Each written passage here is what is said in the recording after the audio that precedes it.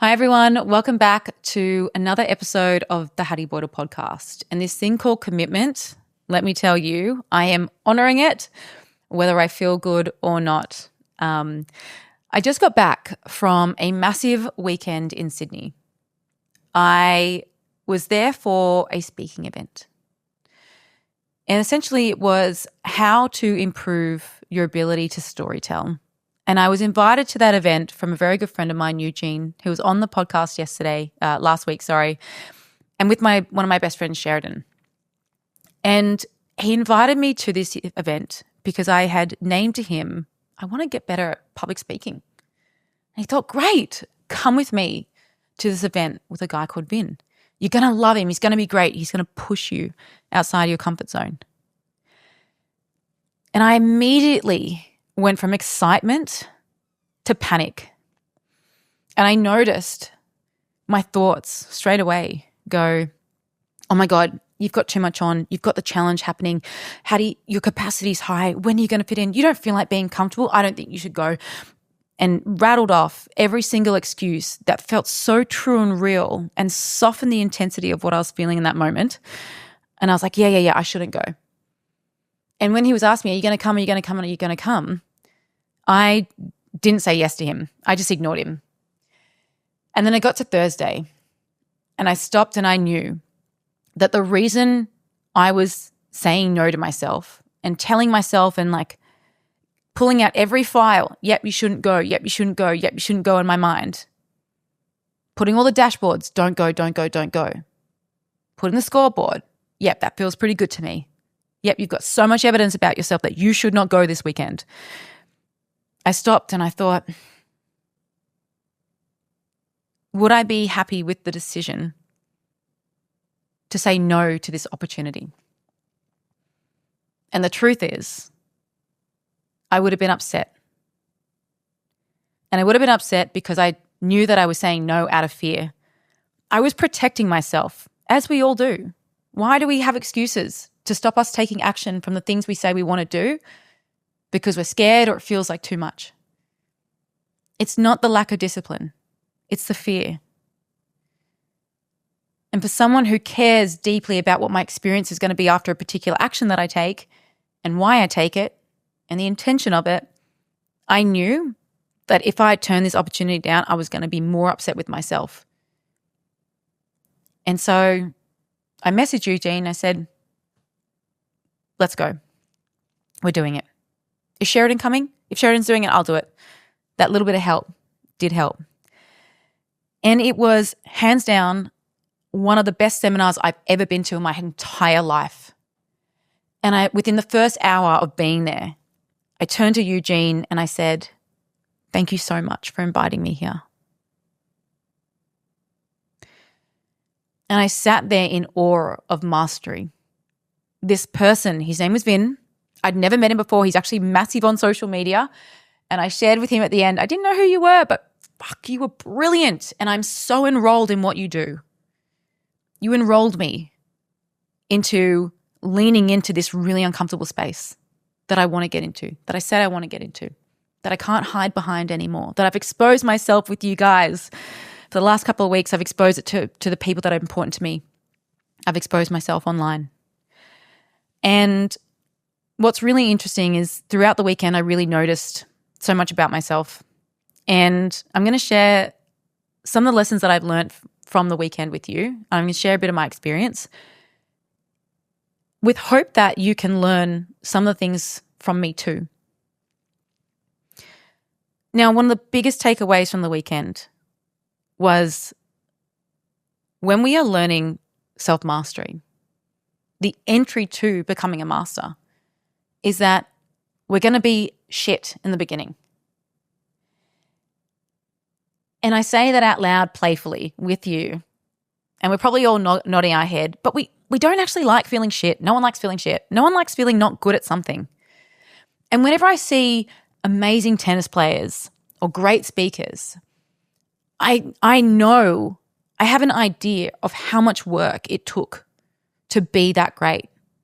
That 10 years to become an overnight success, that decade of mastery, of failing forward, of showing up when it doesn't feel good, right, of that practice, which we tend to start to avoid or shy away from because we judge ourselves from the beginning.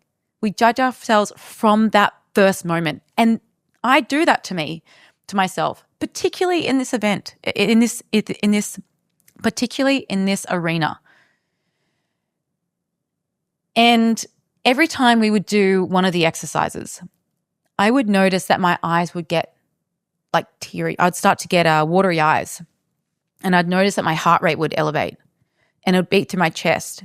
And I'd have to turn away from everyone because I'm like, everyone's going to look at me and think I'm just about to burst out crying. And I was, because I would notice the fear that would come up of, oh my God, I'm going to be so embarrassed about this thing. I'm going to fail. I'm going to be so bad at it. And I rattled off again.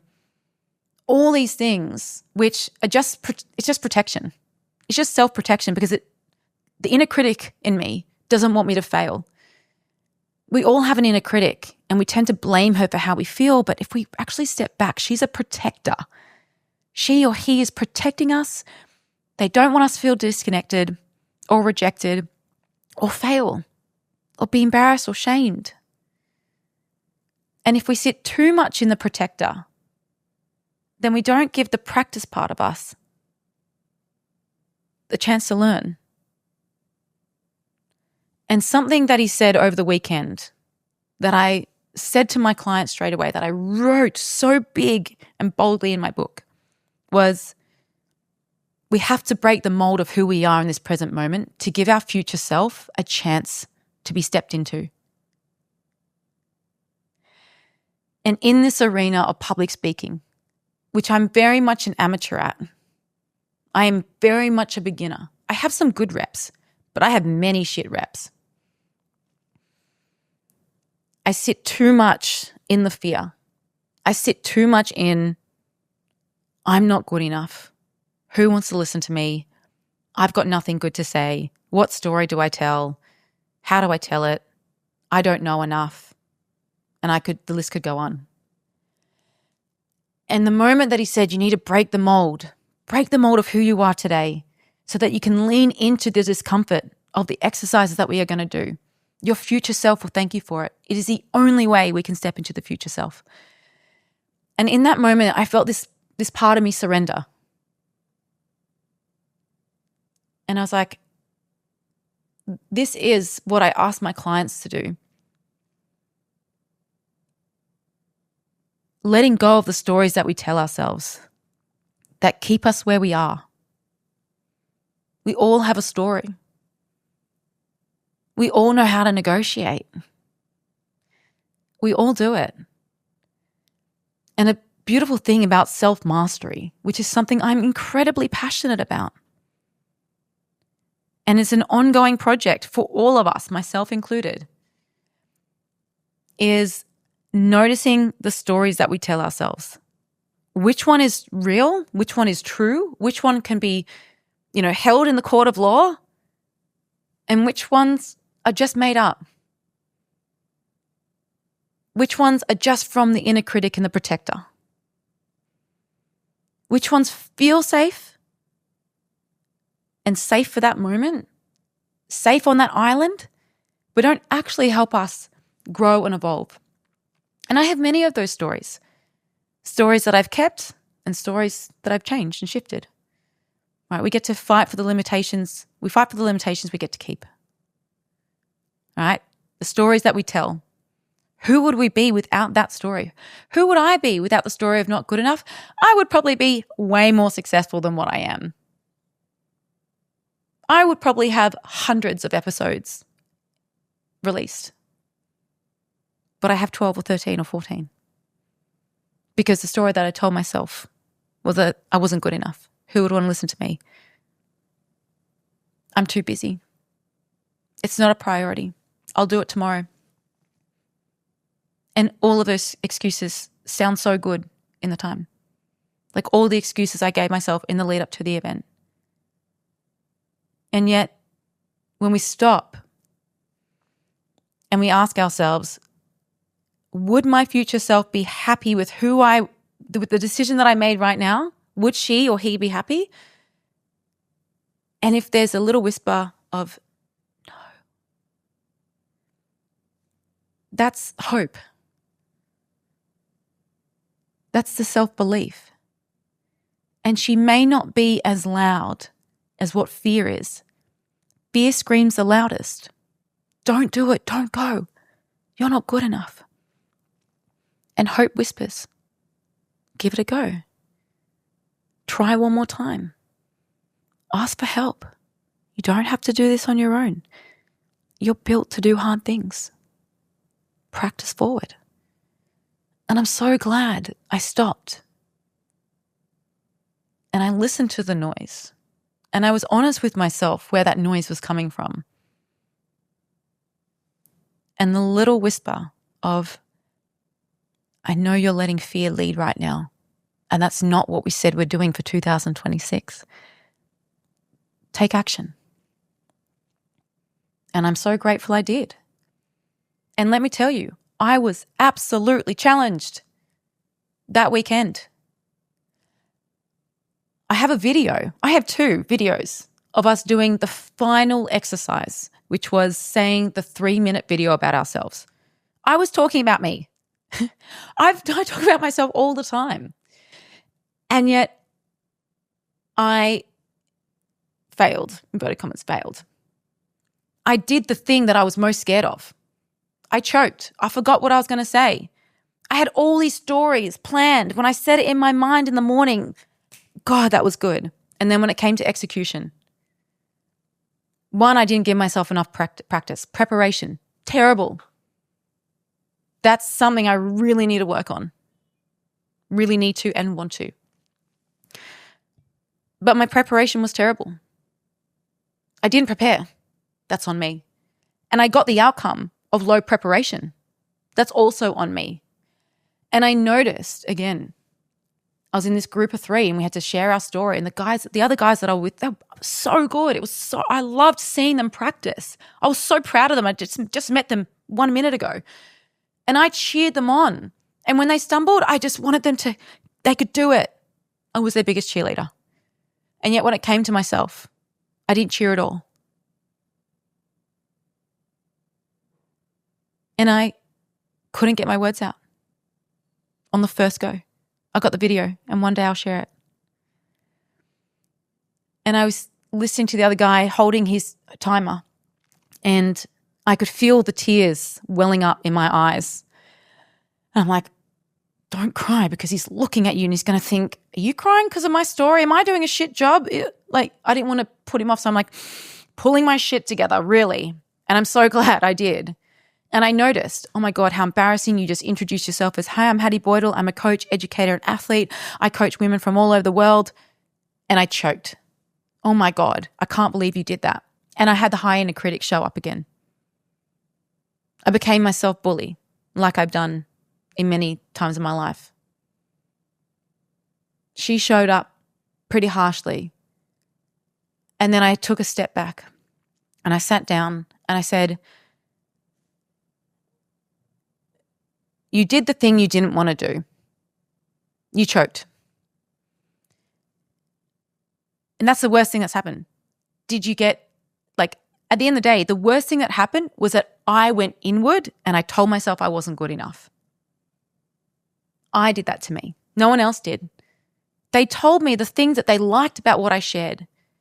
They told me my tonality was nice. They came to me and said, this was good. Oh, asked me a couple more questions about what I did. And yet I went inward and I became the bully. Now, when I sat down and I recognized that, I actually gave myself some grace. I said, the worst thing that happened, and you're okay.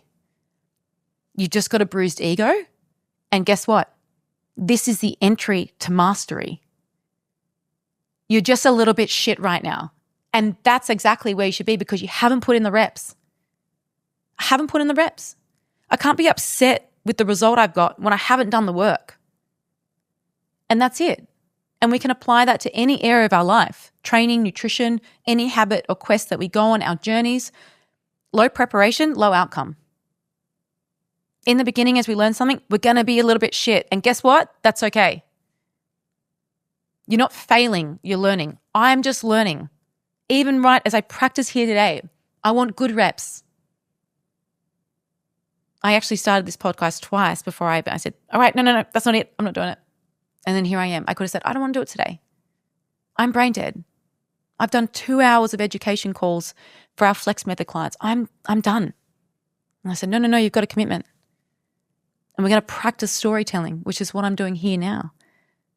And I hope that at the end of the year, when I listen back to this podcast, there's a stark difference. Probably still won't be a master. It's only 1 year. But there's a stark difference between how I started here and where I'm going to be.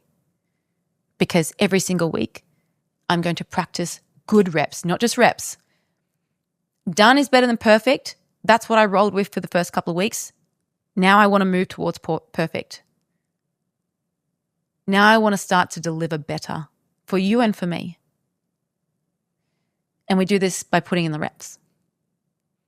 So that was the first thing that I really was like, okay, I'm going to be a little bit shit and that's okay.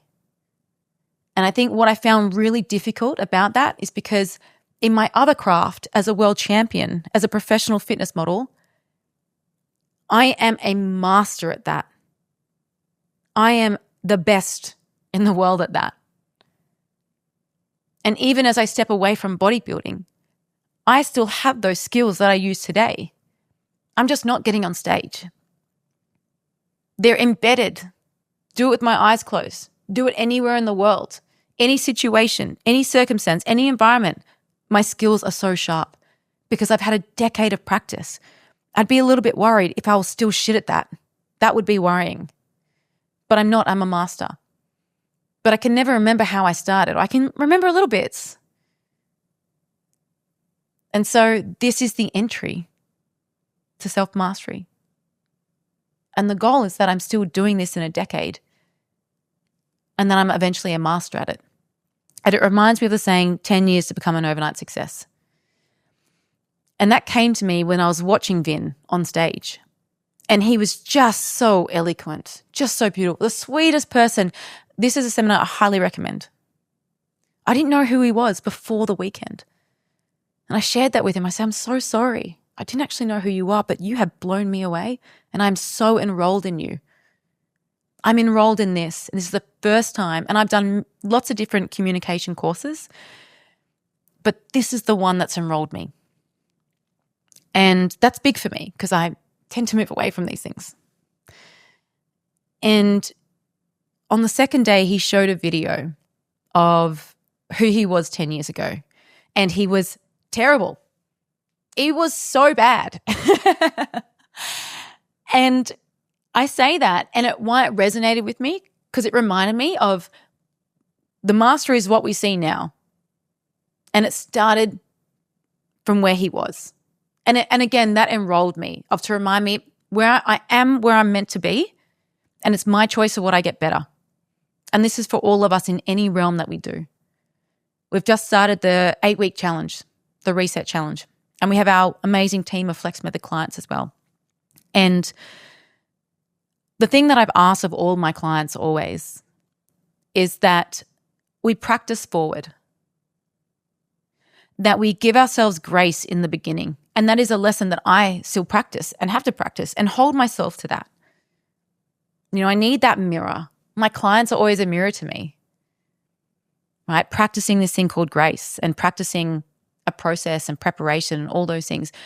The rules to success don't differentiate.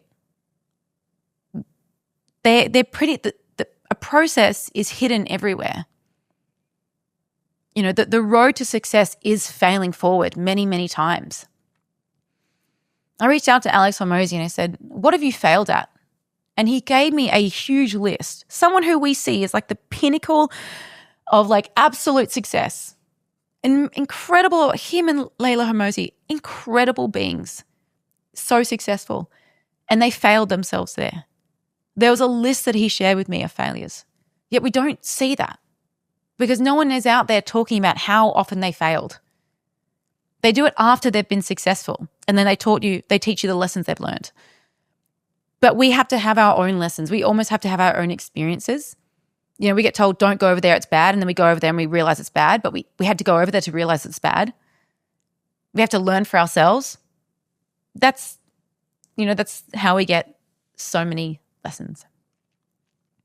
Something else that he shared that I loved so much, and I actually shared to clients as well, is repetition, the importance of repetition. Repetition isn't redundancy.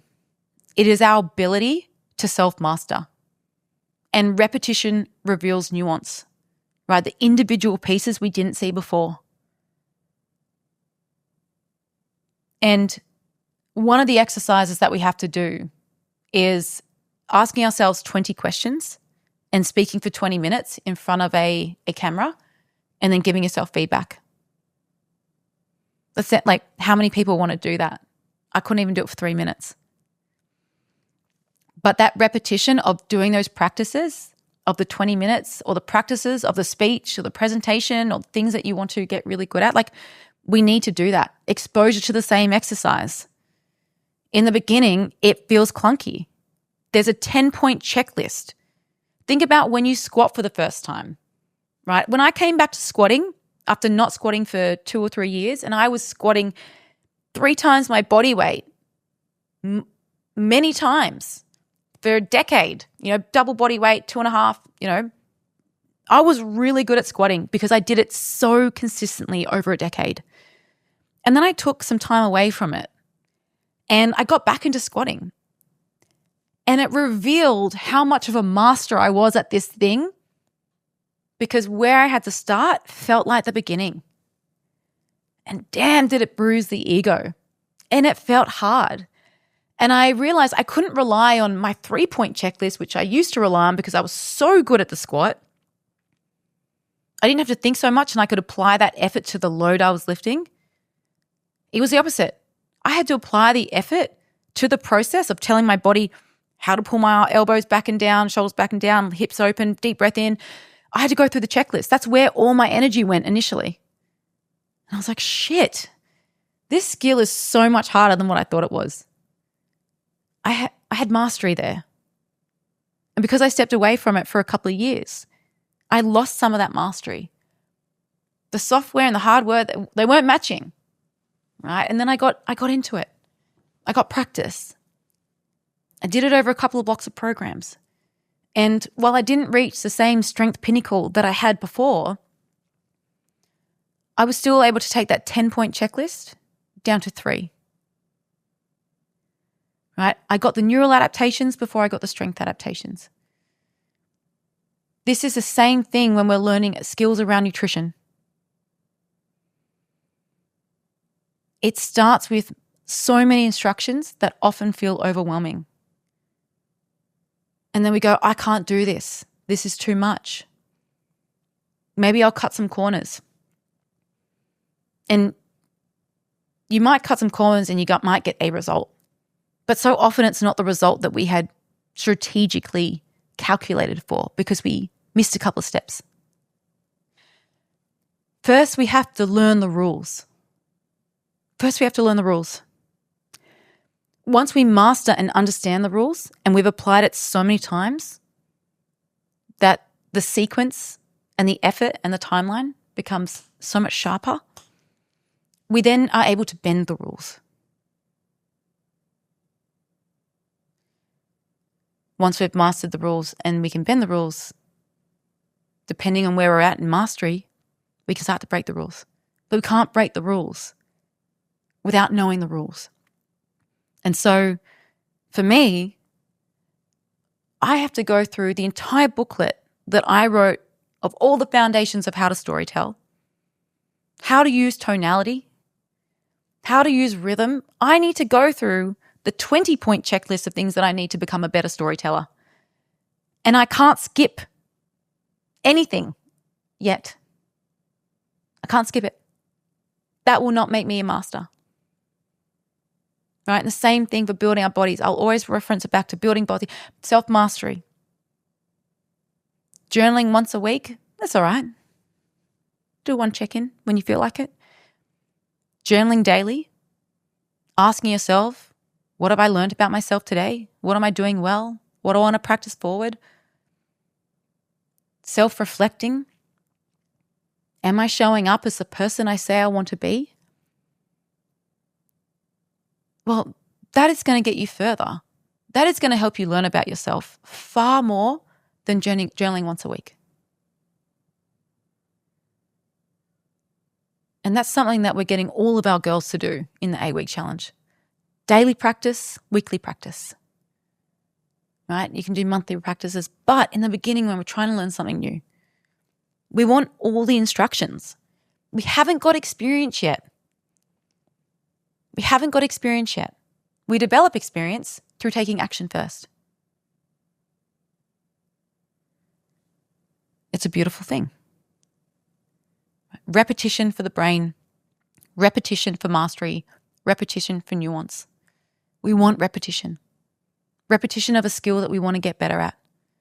Repetition of an exercise that we want to build muscle. Repetition of getting up early every day and not pressing snooze so that we no longer want to press snooze. Something else that I loved what he shared on the weekend, and I'm going to bring it back to fear, is that so often we think that we need courage to take action from fear. And so we wait and we wait and we wait and we wait.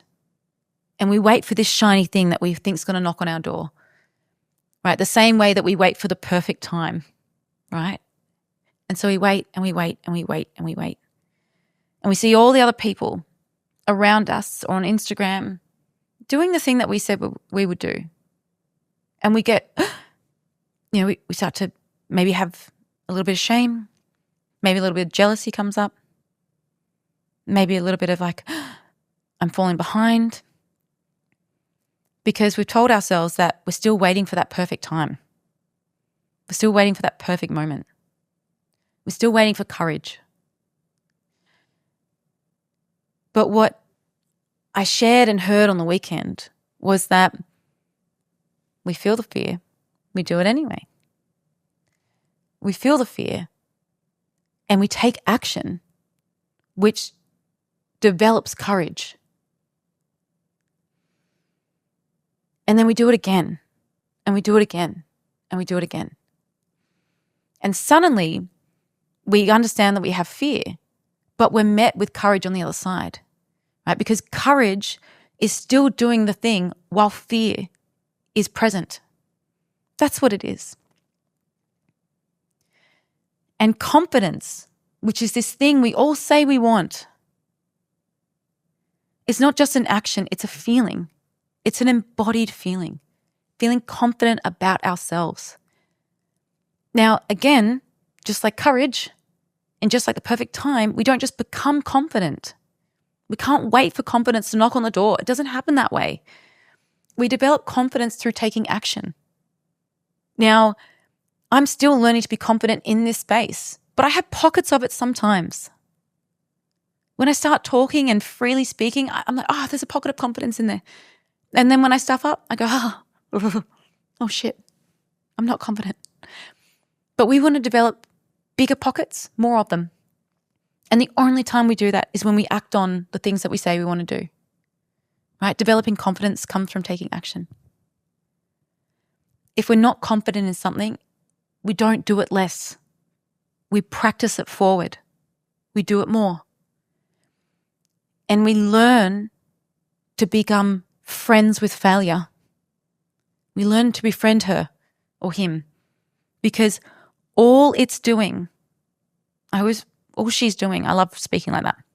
All she's doing is just telling us what still needs work. It's just data. It's instruction.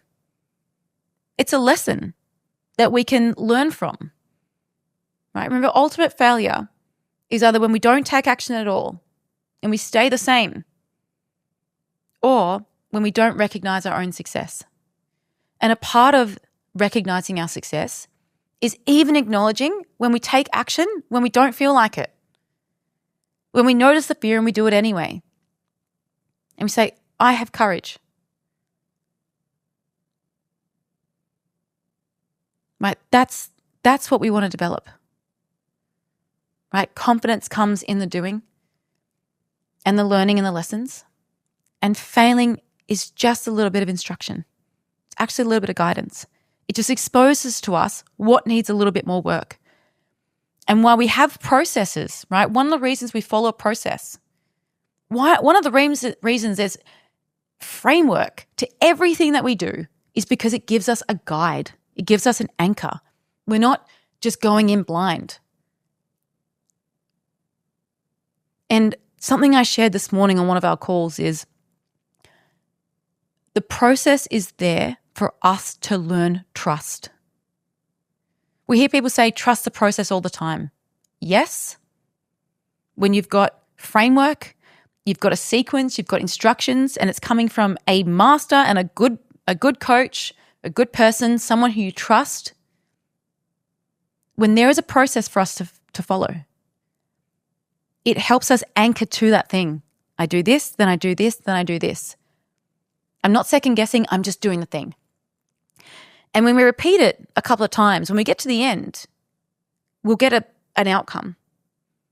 Now, I always have this kind of imagination of it's like a needle, it's like a string, string wrapped around, what do you call it, like a cylinder, right? And when you put the first ring of process or string of process around, it doesn't look like much. It's like, okay, I've got one circle. Great. There's not much string there. And then you do the next day and the next day and the next day. And eventually after 100 days of winding up that string, you've got a whole thing of a string, right? It's thick. It's there. You can see the colors. It's great. But we don't get that without repeating the process. And as we repeat the process, we develop confidence in a couple of layers. One is we're taking action on the thing that we said we would do. We're not negotiating with ourselves. We're also learning, right? We're learning how to do something. We're learning how to apply discipline if someone lacks discipline. We're allowing how to follow a particular process to get a particular outcome. And we are not negotiating with ourselves because so often the process of the things we want, they're going to be met with resistance because we're no longer being comfortable. We're no longer staying the same. So there's so many layers to following a process. And it is there to help you build trust with yourself. I will follow through with what I said I would do.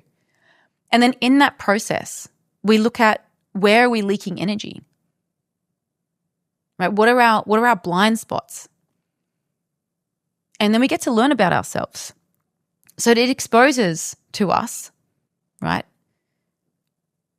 where we want to negotiate, where we need some more extra work on, and what we're doing well. And so we have processes there to build trust, right? Trust the process, but learn to trust yourself. And in this learning process, we are going to fail forward because no one in this lifetime is perfect. We are human beings and we are so complex. And it is both beautiful and overwhelming at the same time. We are always motivated, right? We have to choose where the motivation goes. Is it the motivation to stay the same and be comfortable? Cool. That's it. That's fine. Or is the motivation to be greater than what you are? To know that there is something better out there for you or in here for you, right? Breaking the mold of being who you are so your future self gets a chance to be stepped into, right? This is the power of the choices that we make now. And I love using compare and contrast. How will I feel if? How will I feel if I take that action? How will I feel 24 hours later? How would I feel an hour later? And even the Saturday morning of the first day, I flew in from Sydney the Friday night. We had the challenge starting Saturday. We had to be at the event on the Saturday morning at 8 a.m. I didn't get a chance to train the previous 2 days. And training is really important to me. I will go above and beyond myself to train. And I knew that if I didn't train then, I wouldn't be able to train till Monday. And I knew that even on Monday, because I still had the event, it was going to be pretty mediocre. And when my alarm went off that morning at 5 a.m., which feels like 4 a.m. Brisbane time because I'm an hour ahead there, it was a real shock to the system. The room was dark. And I remember being like, where the fuck am I? I was like, oh my God, where am I? And I was like, oh my God, I'm in Sydney. Oh shit, I've got to get up for this event to go to the gym. Oh, I'm so tired. Oh my God, I slept so well. Oh, it was so nice to not be woken up by the dogs. Oh, God, you know what? Oh, I really want to keep sleeping.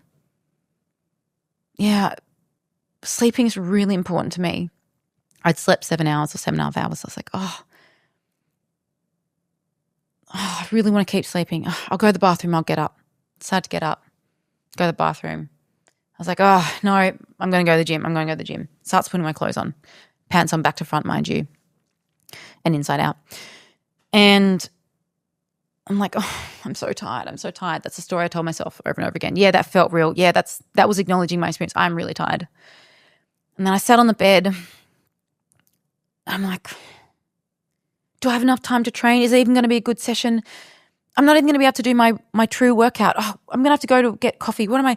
And again, negotiations, boardroom meeting, all the Hatties in one room. And I was like, you know what? I'm going to have an extra 30 minutes sleep or hours sleep or something like that. I took my pants off. I sat on the bed. I got my phone out. Started to put a timer on when I'm going to wake up. And then I was like, am I going to be happy with this decision? Realistically, am I going to be happy? And I was like, no, I'm not. I'm not going to be happy. I'm going to be upset with myself that I negotiated on the thing I said I was going to do. I got 7.5 hours sleep. It wasn't like I was getting 5 hours sleep. I got really good sleep. That's why I was actually tired, because I had such a deep sleep that I hadn't had for such a long time. Put my pants back on, still inside out, and I got changed in the dark and walked to get coffee and walked to the gym and got to the gym and had a great session. And I shared that with my eight-week reset girls, because I was like, girls, there are going to be times in this challenge that you are going to want to negotiate with yourself. There's going to be times you're going to say, I'm too tired. My meals didn't go to plan. I don't feel great. I had a fight with my partner. I didn't sleep well. Fuck, I went over my macros. We're going to have these things that come up, and we're not going to want to do the thing that we said we want to do. We're going to break our commitment. We're going to negotiate. But the goal is not to negotiate. And let the boardroom meeting come. Let all the parts of you say what they want to say. But step back and choose wisely. Ask yourself, in an hour's time, will I be happy with that decision? Tomorrow, will I wake up and be happy with that decision? In a week's time, will I be happy with that decision? Now, sometimes we do have to separate, is something discipline or self-punishment? And I want to do a full topic on that. I'm just going to touch on it now. And how do we know? How do I know that it wasn't punishment to discipline? Is because, one, I had already had the good amount of sleep that I needed. I had that. I calculated that before I even went to bed. I knew that. I just noticed I felt a little bit tired. I had energy. I knew that if I was saying no to this, I was taking the easy road. I was really just being comfortable. I knew that if I overcame the negotiation and I made it to the gym, I would feel really proud of myself. That felt like love. Not going to sleep for an extra hour. Getting to the gym and doing whatever I could, knowing that it wasn't going to be perfect. I actually did day 1 of the 8-week program and it was freaking perfect. It was so good. Perfect amount of time, in and out, got everything done, trained hard. And I felt so empowered by that decision. I was just so happy with myself that I didn't negotiate. I didn't use the language of, you idiot, you're fat, you're unworthy, you need to go do this so you can earn your food. I had no negative self-talk whatsoever. I just named I was feeling a bit tired. And I could tell myself, okay, what does love look like right now? What will I be happy with? What would I like to honor? So what separates what might be self-punishment versus discipline and devotion is how we speak to that self in the moment. What's the intention? I knew that I had the time available to go train. I knew that I had the sleep. I just noticed that when I woke up, I was tired and I could have kept sleeping. But I knew that if I did that, I actually would have been more upset. And I needed movement, right? I wanted to get my training in for the week. knowing that I wouldn't be able to do it till a little bit later. So that's discipline and that's honoring my word. And you bet I had the negotiation. But I came out on top because I used the future pacing, the compare and contrast. What would the great, better version of me, what does love look like? Those questions, right? There wasn't judgment, there was curiosity. I leaned in, I looked in. I was like, okay, this feels a little bit hard, but I'm going to do it anyway. And I was so proud of myself. And I even noticed that leaked into the whole weekend. I walked away from the weekend being really proud of myself, even if I could acknowledge the parts that really struggled and the inner critic that showed up and the fact that I didn't nail the exercises. But I was still so proud and so grateful and feel, like I've got some tools to practice and I can practice forward here with you. Right? And I can practice forward in all the areas that I have to speak in. And to wrap this up, I'm proud that I didn't let fear be the decision maker. And I hope that after I've shared this podcast, everything that I'm sharing with you week to week, there's something that you can go, that resonates, that lands. Thank you for helping me think a little bit differently. Because the weekend helped me think a little differently. It's enrolled me into something that I am really nervous about, that I have those fears, that I haven't got the reps in yet, but I'm actually now excited to do the reps, even though I'm going to fail forward. The beginning of this episode, I tried 2 introductions before I got the third one, which is the one you're hearing. And I could have said, I don't want to do this, all those things. But I didn't, and I'm here with you now. So everyone, I appreciate you being here. Thank you so much for taking the time to listen. Please reach out. I'm super friendly. I love to hear from you. Please drop some comments below. If you really enjoy this exercise, if you really enjoy this episode, please let me know. Please reach out. Please share it. And remember, everyone, we have 2 hands, one for helping ourselves, one for helping others.